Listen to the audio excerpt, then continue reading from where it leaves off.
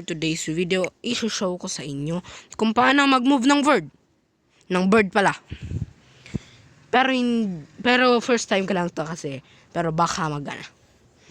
Dito gagamitin ng maski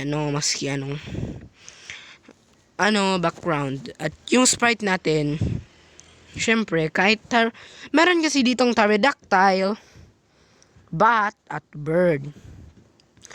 At gagawin natin yung pterodactyl. Ito, yung dinosaur. Itong pterodactyl. Ito, bibigyan natin siya ng glide. Glide punta dito. At glide ulit. At dito naman, glide ulit. Mag-glide yan dun sa Y. Sa Y at X, which means forward. At meron din events. Punta ka dito sa events kasi kailangan mo yan. When click, ito.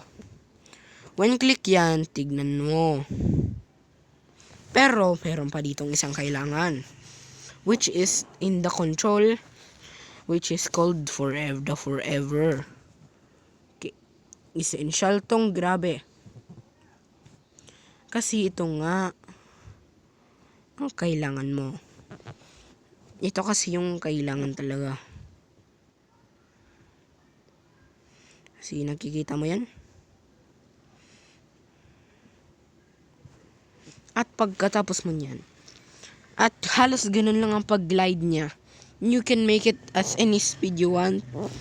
At halos ganun. Madali at yun lang. Bye-bye.